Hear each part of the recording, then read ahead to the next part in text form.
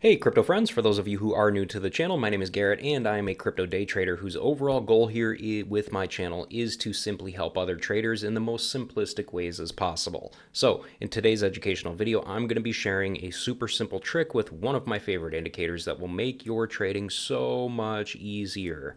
And for those of you who love trading crypto and would like to try out the same crypto exchange that I use on a daily basis, feel free to go ahead and try out the Bluefin exchange here with the link in the video description down below this video. I personally love this exchange because they allow anybody from anywhere to be able to sign up and trade crypto futures. So if you are one of those people who wants to trade crypto futures, you can do it right here on the Bluefin exchange. Now, before we actually go ahead and dive into this video, for those of you who watch my channel regularly, you all know how much I absolutely love my personal trading strategy, which is why I talk about it, why I talk about a lot of different variations of this strategy on my channel, simply because at the end of the day, it works so damn well, at least for me anyway. So what we are going to be focusing on here is the 7-period SMA, all right? Now, if you don't know what that is or you don't have it, just go to the indicators section and type in moving average simple.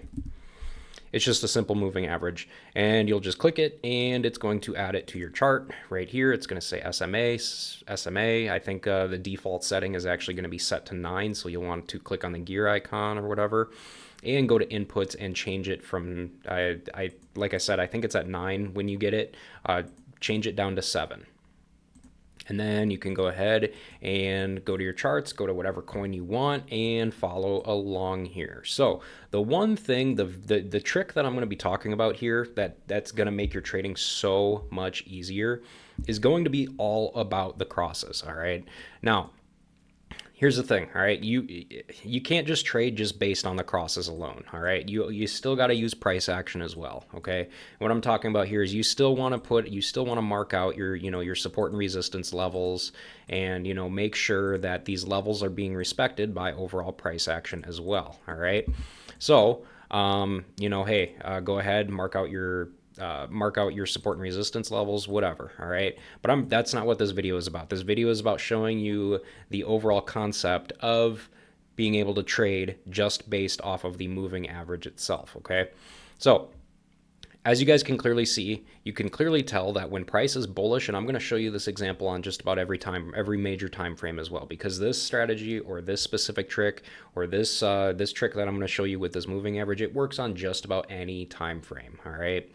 So as you guys can clearly see, when price action is bullish, price action is always above the moving average. When price action is bearish, price action is always below this 7-period moving average. And then we have also got these sections also. We've got when the market goes sideways. When market goes sideways like this, you don't want to be trading charts like the weekly chart here, okay? Instead, when market goes sideways like this, you want to be trading smaller time frames like the 4-hour or the 1-hour or even the 15-minute charts, all right? So realistically, the point I want to get at here with regarding the overall trick that I'm going to be talking about here is the overall position of the candles in relation to the moving average itself, okay? So what you want to be paying attention to is you want to be paying attention to the crosses here, okay? When price action crosses over to the other side of the moving average, you want to be taking a position, or you want to be starting to think about taking a position, all right? Now, obviously, like I was mentioning before, when price action is sideways like this, you don't want to be dealing with this stuff on the larger time frames like this, all right? Because realistically, it's not going to work out, as you can clearly see. For instance, right here, I'm going to grab my arrow. For instance, right in here, normally you would end up taking a long position, all right? Normally you'd end up taking a long position. Price action ended up crossing over to the upside, but it did not have enough momentum to breach the top of this area up here. And this is the importance right here of having support and resistance levels, because you still need to watch those as well. So price action went up.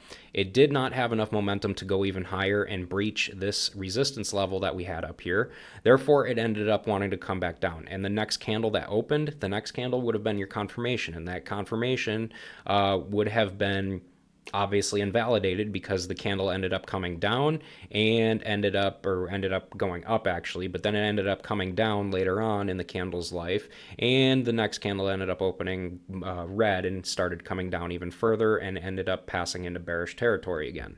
So you would not have wanted to get in on a trade like that. All right. Now, in an area like this is kind of what I'm talking about right in here. All right. So here is a good area where I would have personally gotten in at, all right? So realistically, I would have had a resistance area right in there, and I would have had a resistance area up in here, and I would have had one right up in here as well, all right? Because none of this existed at the time, okay? When this candle happened, okay? So I would have had these resistance levels in place, all right? So when price action ended up going up, it ended up crossing over the moving average right here. That tells me that bullish momentum is starting to build. Wait for the next candle. Next candle ended up going up. It did not end up breaching past this resistance area, and the next candle ended up coming back down, but it did not end up closing below the moving average. So that tells me right there that, okay, well, there's still bullish momentum here if it ended up closing above the moving average. All right, then the next candle opened, it opened up green, then the next one opened, and it finally breached that resistance area. So I would have gotten in right in that area right there. Okay, so if you would have gotten in right there and you ended up riding it all the way to the top, you would have profited right around 51 or 52% roughly, and that's without leverage at all. So if you're using like 10x leverage, you would have profited roughly around, geez, that's quite a bit of profit right there on the weekly chart. Within 1 month right there, you would have made roughly around 500% profits right there. All right. And the way that you can know to take profit up there is by looking at the deviation between the overall candle and the distance to the moving average, all right? When price action starts deviating very far away from the moving average, you can bet your ass that it's going to be reversing here very, very soon. And as you can see on the next candle, it clearly did exactly just that. Now, the same thing happened right here. Price action went all the way up, deviated super far away from the moving average, came back down again, all right? Same thing happened right here. Price action went all the way up, really far up, deviated very, very far away from the moving average, ended up going sideways for a little bit, then coming back down. Same thing happened right back in here. Price action went all the way up, very, very far, deviated very far away from the moving average, ended up coming back down again, all right? So that's kind of overall what I am talking about here. So let's go ahead and look at some other time frames real quick, just to give you a more of a broader example of how this works, all right? So here is another perfect example here, all right? So we can clearly see that here, let me go ahead and put a resistance level right there, or actually at that point in time, well, yeah, it's a resistance level. So as you can clearly see, we're going to talk about this example, and then we're going to talk about this example as a potential short opportunity. All right. So this example right here, price action ended up coming down, ended up coming down pretty far, deviated far away from the moving average, but it did not end up, or it ended up crossing over the moving average right in there. Now, let's go ahead and put in our resistance areas that we would have had in place. Let's see here. Is there one right around in that area? Yeah, we'll go ahead and do that one. We'll go ahead and use this one. So there's one right there, and then we would have had, let's see here, at the bottom of this wick and then the top of this wick, that's about the same. So we'll just go ahead and say the bottom of this wick, which is also the top of this wick right there. So we've got that level and that level right there, and that is perfect for my example that I want to talk about here, all right?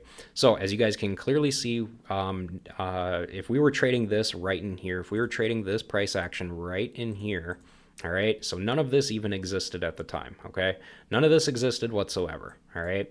Price action ended up going up. We've got our cross of the moving average right here, and we ended up crossing above this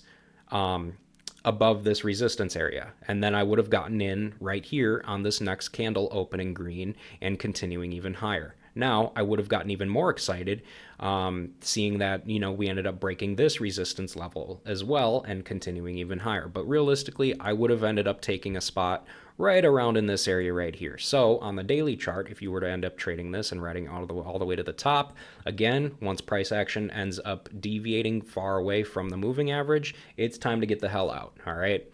So Once you're way up there, you would have made roughly around, and as you guys can clearly see, it went all the way up to this resistance area, but it clearly did not close above it. All right, that tells you that there was not enough momentum to breach that level, and instead it ended up getting pushed back down. And you guys can clearly see with this next candle that opened up as well, the same thing happened. Price action went all the way above it, but it could not hold it. Bears ended up pushing it all the way back down, back below the resistance area once again, and that's further confirmation telling you right there that you need to get the hell out of that trade, all right? Because that's exactly what happened. Once we started going sideways here in this area for a little bit, eventually we ended up dropping and dropping and dropping and dropping and dropping, all right? So if you were to have ended up trading this one based off of all that, you would have made roughly around, we're just going to say 27%. Just for easy math, we'll call it 25%, 25 times 10. You would have made roughly a good 250% right there within 2 days of trading, all right? So that is another example on the daily chart this time. Now, if we go ahead and move to the 4-hour chart, let's see what we can do with the 4-hour chart. And then after this, I will go ahead and show you one more example on the 15-minute chart, okay? So as you guys can clearly see, we will go ahead and use this upswing as an example. So at this point in time, we would have had this level marked right here as a key resistance area, and we would have had this level marked, well, we probably would have had this one marked actually. We would have had this level marked as a key support level, all right? So as you guys can clearly see, price ended up coming down, deviating far down, and we ended up crossing right in here. We ended up crossing right in that area. And as you can clearly see, we went up, and then price action ended up coming back down, but it was not enough to go all the way through the moving average once again to be technically bearish.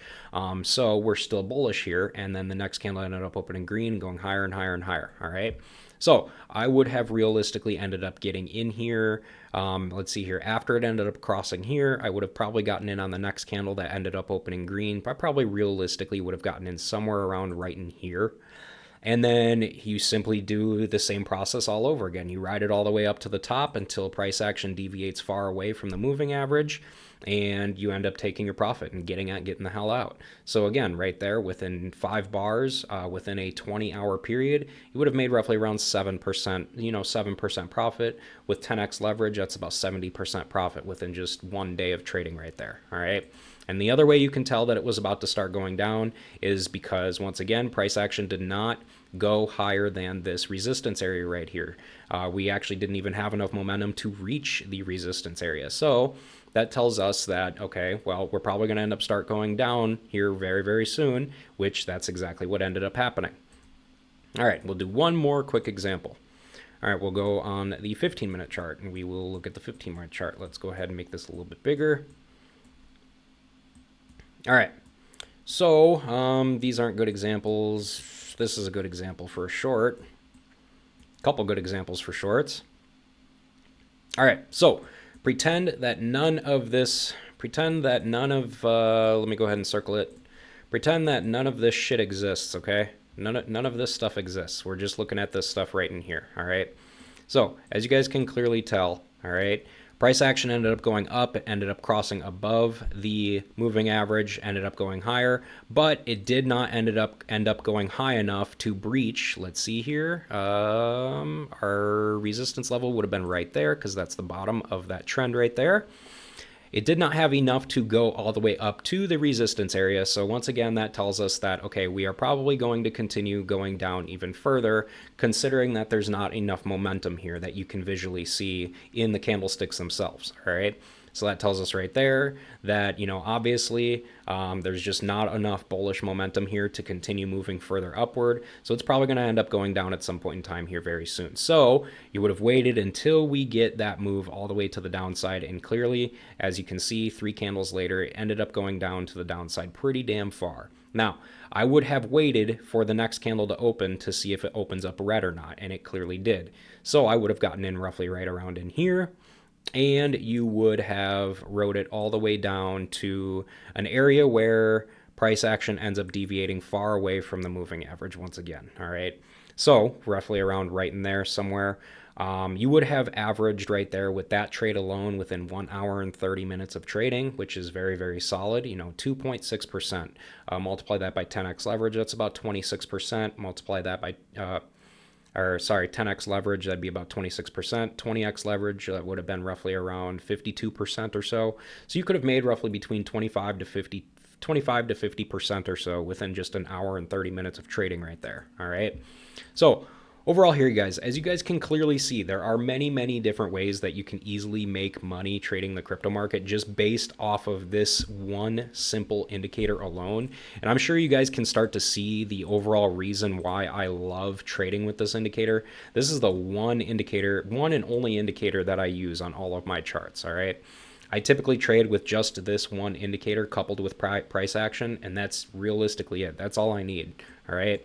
So overall here, guys, I hope I gave you guys enough information to be able to grasp this strategy by yourselves. But if you guys have any questions, feel free to go ahead and reach out to me on Twitter and ask. My username is @Garrett_N_stuff. I love helping people. It's what I do best. So feel free to reach out anytime if you've ever got any types of questions. But before I go ahead and wrap up this video, if any of you guys, if you guys enjoyed this video and you got some decent value out of it, please be sure to go ahead and subscribe to the channel, hit the like button below the video, and leave me a comment below on your personal thoughts of what you thought of this video. And with that said, for those of you guys who stuck around and watched this whole video throughout the whole thing, thank you guys very much. I appreciate all of you, and I hope to see you all in my future videos.